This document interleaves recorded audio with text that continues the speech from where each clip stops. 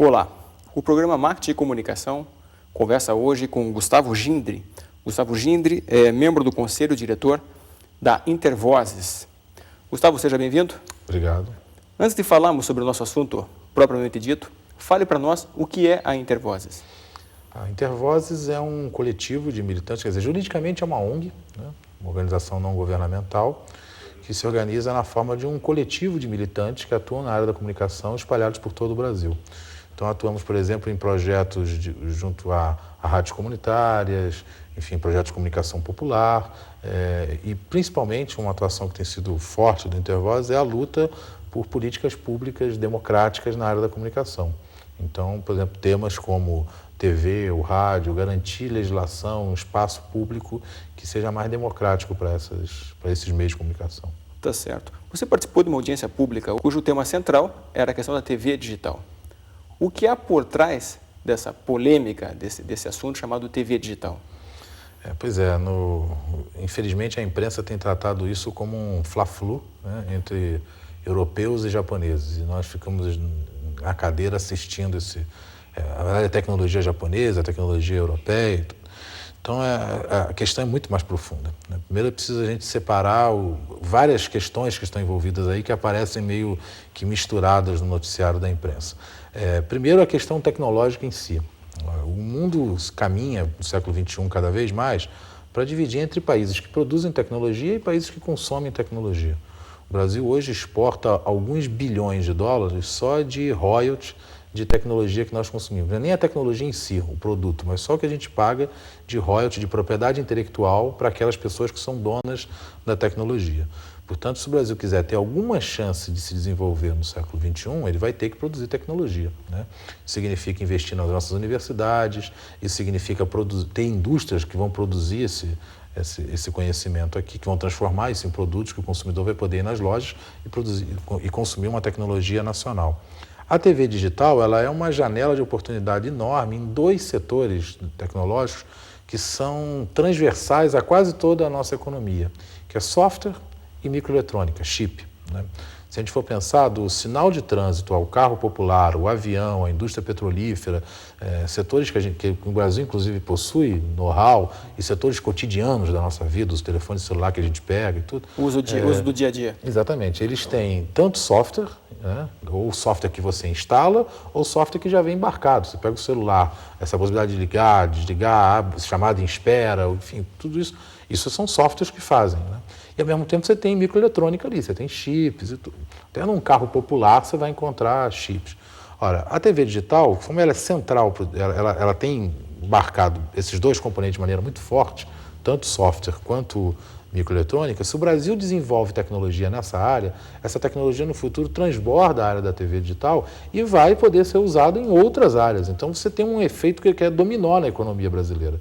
Você, ao desenvolver essas tecnologias para a TV, depois isso vai poder ser usado em outros campos da economia. Então essa é uma janela de oportunidade como talvez a gente só vai ter daqui a 20 anos outra nova. Se a gente perder agora, a gente condena o Brasil nessas áreas a continuar sendo consumidor de tecnologia, a continuar garantindo um emprego qualificado em Tóquio, em Londres, em Nova York, mas aqui você não tem esse emprego qualificado e a gente fica exportando divisas. O Brasil fica o tempo todo tendo que pagar por essa tecnologia que ele consome. É a escravidão do século XXI. Pois é, a escravidão. O pior tipo de escravidão que é a escravidão do conhecimento. Você fica refém do conhecimento produzido em outros lugares. E qual é o problema? Esse conhecimento, em geral, ele é produzido para responder a demandas desses países. E eles estão corretos em fazer isso. Se eu estou num país, eu desenvolvo tecnologia, eu vou tentar desenvolver tecnologia que responda aos dilemas do meu país. Eles estão corretos. O problema é que quando você importa isso acriticamente, você traz uma tecnologia que não responde aos problemas daqui, que pode ser muito interessante para responder aos problemas do Japão, responder aos problemas da Europa, mas os problemas da Europa e do Japão não são os mesmos problemas brasileiros. Nós vivemos num país que é muito complexo, a gente tem que, ao mesmo tempo, estar com a cabeça no século XXI e no século XIX. Nós não respondemos ainda aos desafios do século XIX. As amarras ainda continuam. E precisamos, ao mesmo tempo, a gente não pode só responder àqueles, precisamos, ao mesmo tempo, responder aos desafios do século XXI. E isso é muito complexo. Então, portanto, a gente tem que gerar respostas que sejam respostas bem sui generis, bem aplicadas à realidade brasileira. Isso não vai ser encontrado com tecnologia importada meramente. Agora, também eu preciso dizer o seguinte. Aí quando se fala isso, a pessoa pode pensar, mas você está querendo inventar roda. Ninguém está propondo inventar a roda. Por exemplo, tem tecnologias como o MPEG, que é um padrão de codificação de vídeo que é aberto, é universal, enfim. Todos os padrões, o japonês, o norte-americano, o europeu, o chinês que está sendo desenvolvido agora e o brasileiro, todos usam MPEG. Então aqui houve uma preocupação muito grande em não se inventar a roda. Aquilo que já existe, que já está testado, que funciona, que pode ser importado sem prejuízos, está sendo importado. Ninguém está fazendo um discurso xenófobo, do tipo, olha, o que é lá de fora nós não queremos, não presta e tudo. Não, existe um padrão de compressão de vídeo que funciona, ótimo, está todo mundo usando, ótimo, vamos usar. Agora, tem determinadas questões que precisam de um desenvolvimento nacional. Quando a gente fala TV digital, nos vem à mente, pelo menos para os leitores que estão distantes desse tema, com uma profundidade como você, uma discussão sobre sistemas. Né? O Brasil, seria melhor o Brasil usar uma tecnologia própria, desenvolvida, eu não sei se os números estão corretos, mas algo próximo de 80 milhões foram destinados à pesquisa desse sistema. E aí você vê nesse mesmo ringue o sistema japonês, o europeu e o americano. Como é que se faz essa análise de vantagens, de benefícios para nós, cidadãos brasileiros, dentro desse sistema? Bom, primeiro você tem esses benefícios, digamos, macroeconômicos. No momento em que você produz conhecimento nacional, você consegue gerar, inclusive, empregos qualificados, você deixa de exportar. Se a gente deixa de exportar, sei lá, 4, 5 bilhões de dólares, que é o que nós exportamos, para comprar essa tecnologia, esse já é um dinheiro que pode ser... Se economiza. Exatamente, que circula aqui dentro e deixa de circular lá fora. Se você gera, por exemplo, empresas brasileiras que produzem isso vai gerar desde o emprego da ponta, qualificado, e quanto mais você gera empregos qualificados, esse emprego qualificado, ele gera em torno de si um cinturão de outros empregos. Ele demanda serviços, ele demanda uma série de coisas que isso aí vai alargando, tem um efeito de onda, que você acaba aumentando o número de empregos consideravelmente. Mais do que se você investe no emprego, digamos, lá da base da pirâmide, ainda que esse seja importante, porque você tem que manter o sujeito empregado, até para que ele possa sobreviver, mas esse emprego ele tem um efeito dominó restrito, enquanto o lado de cima acaba gerando um efeito maior. Isso é o que os países desenvolvidos, a estratégia que eles fizeram. Fora isso, você tem a possibilidade, primeiro, de baratear a tecnologia, porque está sendo produzida aqui, você não precisa exportar royalties. Por exemplo, o Brasil adotou corretamente nessas pesquisas, em várias situações, o uso de software livre. Quer dizer, então, você não está pagando a licença para ninguém, isso barateia, isso permite que isso aí você tenha uma política que chegue até o consumidor final, que você tenha uma tecnologia mais barata. Nos permite, inclusive, exportar. Se o Brasil negociar bem com outros países da América Latina, cabe lembrar que só o México tomou decisão até agora em relação à TV digital. Na América Latina é só o México. E aí, por motivos óbvios, assim, acabou adotando o padrão norte-americano. Né? Aquela piada que os próprios mexicanos contam, né? Que é longe demais de Deus e perto demais dos Estados Unidos. Né? Acabou adotando o padrão norte-americano, mas do México para baixo, essa decisão não foi tomada por ninguém. Então, a possibilidade do Brasil exercer, inclusive, um papel de liderança solidária, aí não é só uma liderança impositiva, mas uma liderança solidária, de construir um padrão que seja latino-americano, isso gera um mercado consumidor muito maior. Não está falando mais só do Brasil, está falando de toda a América Latina. E você ainda tem uma outra possibilidade, que é, ao desenvolver tecnologia nacional, você negocia com os outros padrões, porque não está descartada a negociação com outros padrões, mas você negocia numa outra base. Quando você detém tecnologia, a tua negociação é soberana. Você vai de igual para igual. Você não é um mero comprador que diz, olha, quem dá mais aqui, que eu estou aqui com tanto no bolso, eu preciso comprar uma TV digital, quanto é que você me faz, quanto é que você me faz? Não, é um outro patamar de negociação. Você insere o Brasil no rol dos países produtores de tecnologia e isso permite o Brasil negociar de maneira mais soberana. Né? Então, acho que assim, desde do preço menor que você pode gerar na ponta para o consumidor, até o efeito multiplicador que isso tem na economia, os ganhos são enormes. Você falou agora que na América Latina o México foi o único país que já optou por um sistema. Por que dessa pressa do governo brasileiro, em um ano eleitoral, sabe, em um momento em que essa discussão ainda não está clara? O que há por trás disso? Pois ao mesmo tempo que tem uma pressa, às vezes a gente até a própria grande imprensa, tudo nos acusa de querer jogar isso para as calendas. Então vocês não querem decidir, querem condenar o país ao atraso. A gente não está propondo isso, a gente está propondo um pouco mais de tempo. Por exemplo, a China definiu que só terá o seu padrão a começar a ser implementado em 2008. porque ela resolveu desenvolver a sua tecnologia, até porque tem um mercado consumidor monstruoso. 1 bilhão. Ela percebeu o seguinte, isso não faz sentido eu simplesmente ser reserva de mercado para alguém que desenvolveu lá, eu vou desenvolver o meu próprio.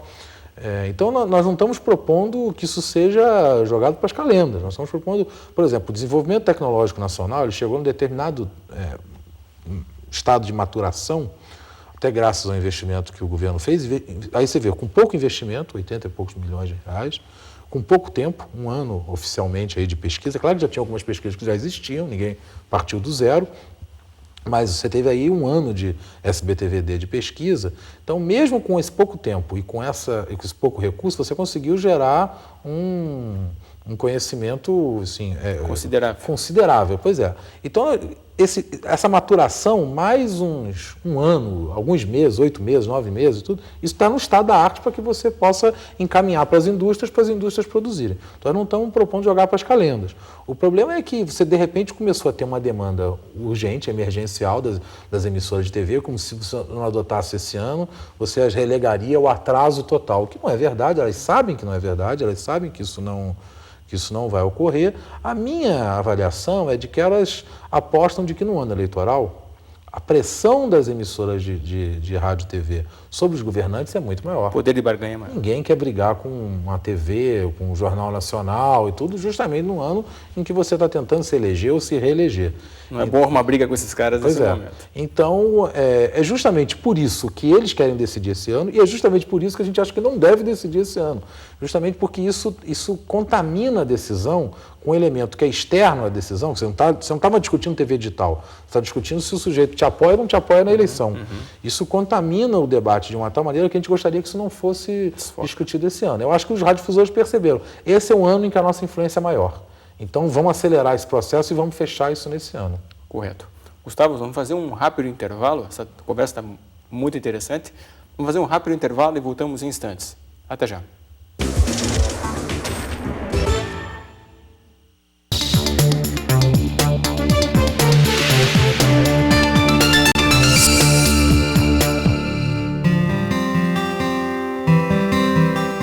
Venda de plantas. A Universidade Federal do Paraná está promovendo uma grande venda de plantas ornamentais. O preço é menos da metade do valor do mercado em geral.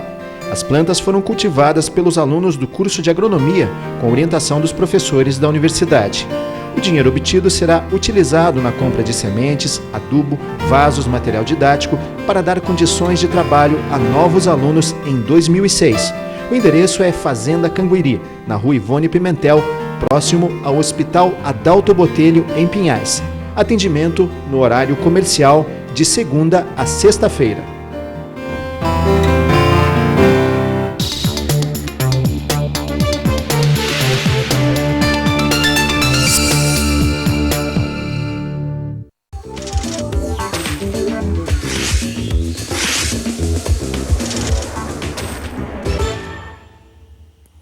O programa Marketing e Comunicação conversa hoje com Gustavo Gindri. O tema do programa é sobre TV digital. Gustavo, dando continuidade à nossa conversa, você havia dito no primeiro bloco do interesse que os grandes meios de comunicação têm em acelerar a aprovação disso. Por que é que o nosso ministro tem tanto interesse em aprovar isso no sistema japonês? O que há por trás desse interesse em acelerar isso? Tá. Bom, primeiro é preciso dizer o seguinte, infelizmente nós estamos numa situação, assim como no bloco anterior, eu elogiei o governo pela tomada de decisão, por investir em pesquisa, por ter essa política de desenvolver um padrão brasileiro no primeiro momento, é preciso fazer a crítica ao revertério que se deu na própria política do governo Lula. Num determinado momento, o governo coloca como ministro das Comunicações não apenas um político do PMDB, e aí já mostra um pouco que o Ministério estava à disposição. O problema não é colocar um ministro do PMDB, mas é a forma como ele vai. Quer dizer, então o Ministério está à disposição da barganha política para conquistar a maioria no Congresso. Mas quem dá esse tom é o PT. Exatamente, é o PT, que acaba fazendo a barganha com ministérios e com o Ministério Estratégico, que é o Ministério das Comunicações. Mas mais do que isso, coloca um radiodifusor lá. Quer dizer, alguém que no Congresso se notabilizou por ser um defensor das propostas dos radiodifusores. Cabe lembrar que a proposta da Ancinave, feita pelo governo Lula, foi detonada no Congresso com um lobby liderado pelo Hélio Costa. Foi o próprio ministro, o atual ministro das Comunicações, que detonou a proposta do atual ministro da Cultura, quando ele era senador. Então, uma pessoa que se portou lá dentro, no Congresso, como um representante dos interesses dos radiodifusores, inclusive contrariando o artigo 54 da Constituição, que deixa claro que um parlamentar não pode ter nenhuma ligação acionária e tudo, com uma empresa concessionária de serviço público. Ora, ele é dono de uma rádio em Barbacena. Portanto, ele é concessionário de um serviço público e ele é parlamentar. Ele fere duplamente. Pois é. E agora, como ministro, ele fere mais na medida em que ele é o sujeito que fiscaliza as rádios. E ele é um dono de rádio. É como se você colocasse um dono de uma escola particular para ser ministro da Educação, um dono de um hospital privado para ser ministro da Saúde. Você tem um conflito de interesse aí evidente. Bom, enfim, aí o ministro tem feito, desde que entrou, ele passou a não convocar mais o Conselho Consultivo. O SBTVD, o Sistema Brasileiro de TV Digital, ele tem um conselho formado por representantes da sociedade, criado pelo decreto do presidente Lula, e esse conselho tem, por definição, discutir todos os aspectos ligados à TV digital, inclusive com uma questão até avançada. Está dito lá, e o medo da gente é que a decisão agora do governo possa, inclusive, ser ilegal, porque vai ferir o próprio decreto do governo, está dito lá que a decisão tem que antes passar pelo Conselho. O Conselho tem que ser escutado. Claro que ele pode ser solenemente ignorado, mas pelo menos tem que ser escutado. E desde o final do ano passado, se não me engano, desde novembro de 2005, o Conselho Consultivo não é mais convocado. Então, ao mesmo tempo que ele passou a não convocar o Conselho, ele começou na imprensa a primeiro desmerecer o desenvolvimento tecnológico nacional. Por exemplo, quando questionado sobre a modulação brasileira, modulação é como se fosse o motor do carro, né? É o coração do desenvolvimento do sistema brasileiro de TV digital, da parte tecnológica. Quando questionado sobre a modulação brasileira, o Brasil tem 2 pesquisas de modulação já maduras, a do Inatel de Minas e a da PUC do Rio Grande do Sul. Quando questionado sobre isso, ele diz, não, isso não existe, isso é fantasia, isso... Então, não só ele desmerece o desenvolvimento tecnológico nacional, como ele tem dito, não, o jogo está resolvido, é japonês. Estiveram lá recentemente? Exatamente. E aí, por exemplo, teve uma atitude que causou, inclusive, conflito com a Câmara, né? A Câmara dos Deputados realizou um seminário sobre TV digital e autorizou uma transmissão em caráter experimental dos 4, do europeu, do japonês, do norte-americano e do brasileiro. Ficariam em estandes dentro do Congresso Nacional e as pessoas poderiam ver os 4 funcionando ali. Os japoneses comunicaram que não iriam transmitir. É meio candidato que está liderando pesquisa que não quer ir a debate. E para o debate. E avisou que não ia transmitir. E no dia da transmissão, o Ministério das Comunicações, que é quem controla o espectro, proibiu a transmissão dos outros. Proibiu? Um pedido da Câmara dos Deputados, de um outro poder da República, o Ministério das Comunicações se enfiou no meio e proibiu o uso do espectro para que os outros transmitissem. Então, norte-americanos, europeus e brasileiros que estavam lá para transmitir, com seus equipamentos, com stand montado, tudo, não puderam transmitir porque o ministro não deixou. Então, isso tem sido, enfim, ele tem feito um papel quase que de lobista dos interesses privados dos japoneses. E aí, por que você me perguntou por que os japoneses? Por que não os europeus, norte-americanos? Por que os japoneses? Eu te daria 2 respostas. Primeiro, assim, os japoneses eles têm uma solução tecnológica. Por quê? Porque esses padrões foram feitos num determinado espaço no tempo, né? Então, você tem, os norte-americanos são os primeiros, depois tem os europeus, depois tem os japoneses e agora os brasileiros. Parte do fato de que os brasileiros são melhores do que os outros é porque nós viemos depois. Claro. Né? Assim como os chineses também deverão... Exatamente, assim como os chineses deverão trazer inovações e tudo, porque por isso os europeus, inclusive, agora estão preparando uma segunda versão do deles, um melhoramento deles, porque perceberam o seguinte, depois que nós fizemos, surgiram coisas que precisam ser agregadas ao nosso sistema. Os japoneses, por terem vindo depois de europeus e norte-americanos, eles trazem uma característica que permite você pegar um canal de televisão. Hoje, um canal de televisão, no caso brasileiro, por exemplo, ele usa 6 MHz do espaço, é como se você pegasse uma régua, a cada 6 MHz você coloca um canal. Então, a banda dele. É a banda de transmissão. Pois é. Essa banda hoje ela pode ser comprimida e você pode colocar muito mais lá dentro do que só um canal de televisão. Essa é uma das grandes vantagens da TV digital para democratizar a comunicação. Você pode colocar até 4, 5 programações dentro desse mesmo espaço que hoje é ocupado por um único canal de televisão. Só que o japonês ele permite você pegar esse espaço, não só você dividir esse espaço, como você transformar esse espaço em canais independentes que você pode modular de forma independente. O brasileiro também permite. Até porque veio depois, então também incorpora isso. Já é um avanço. Já é um avanço que estava consolidado, o brasileiro incorporou. Chama segmentação espectral. E qual é o sonho da Globo? O sonho da Globo, por exemplo, é transmitir dentro desse canal 3 sinais. Um em alta definição, um em definição estándar e o outro em baixa definição. Esse em baixa definição seria para as pessoas pegarem em celulares, essas coisas. Isso poderia ser feito no europeu? Poderia ser feito no europeu. Aí eu te pergunto, isso não entra em conflito com as operadoras de telefonia? Entra, claro, entra. Aí você vai ter um choque, porque elas também vão querer transmitir isso, só que a Globo alega que ela vai transmitir de forma gratuita, aberta, o sinal aberto é a radiodifusão. Agora, qual é o problema? O europeu também permite fazer isso? Permite. Só que o europeu, como não tem essa tecnologia da segmentação espectral, ele te obriga a ter uma das coisas que a gente acha importantíssimas, que é o operador de rede. Ou seja, o que é o operador de rede? No caso da Globo, a Globo pode ela gerenciar esse canal e ela partir esse canal, no japonês. No operador de rede, o que é? Você, ao invés de você ter várias antenas transmitindo, no caso, você ter a antena da Globo, a antena da Bandeirantes, no operador de rede, você tem uma única antena que transmite todos os... Uma torre única. Uma torre única transmitindo todo o conteúdo. Quais as vantagens desse modelo? Isso pode ser feito com o europeu, com o japonês, enfim, isso depende. O problema é que para a Globo segmentar o canal desse jeito, no europeu ela só consegue fazer se tiver o operador de rede. No japonês ela pode fazer sem o operador de rede. E o operador de rede consagra uma coisa que a Globo não quer ver de jeito nenhum. Pintado ali, ó. Que é o seguinte, que no operador de rede, a Globo não é mais dona do espectro. No operador de rede não é ela que transmite. Pois é, mas deixa eu fazer uma outra pergunta. A Globo, na verdade, não é dona, ela é uma concessionária. Não é, o espectro é público. O espectro é público. Só que aqui no Brasil, o que está na lei é que o espectro é público. Na prática, cada uma tem o seu feudo de 6 MHz, que é o seu canal, e não abre mão. O que as emissoras estão querendo dizer é o seguinte, olha, antes, esse espaço que eu ganhei dava para um canal. Agora isso virou um playground, dá para fazer um monte de coisa. Eu não vou querer abrir esse espaço, eu vou ficar com esse espaço todo para mim. É tudo meu. No operador de rede... Mesmo que eu não use, é tudo meu. O operador de rede é o modelo, por exemplo, da TV paga. Você tem 2 atores diferentes nesse processo. Quem faz o canal, quem monta o canal e quem transmite. Perfeito.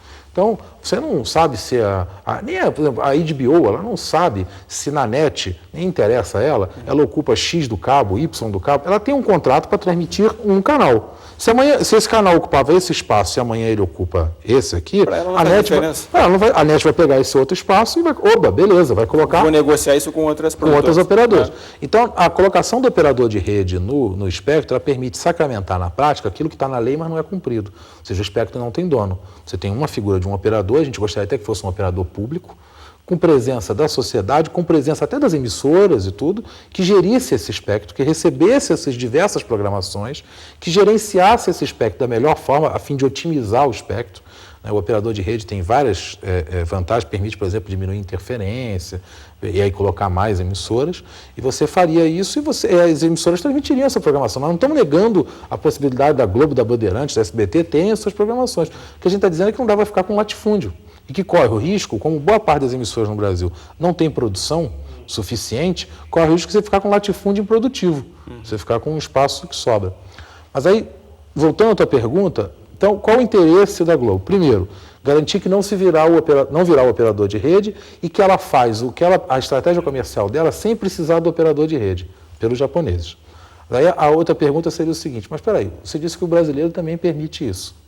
Então, pombas, se o brasileiro permite e o japonês permite, por que não adotar o brasileiro, já que o brasileiro atende o interesse da estratégia comercial da Globo?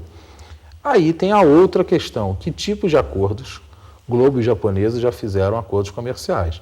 Cabe lembrar que os equipamentos da Globo, quase todos, são japoneses. NEC, Sony, Panasonic. A Sony chegou a produzir, isso é declaração da própria Globo, chegou a produzir durante um tempo equipamentos sob demanda para a Globo.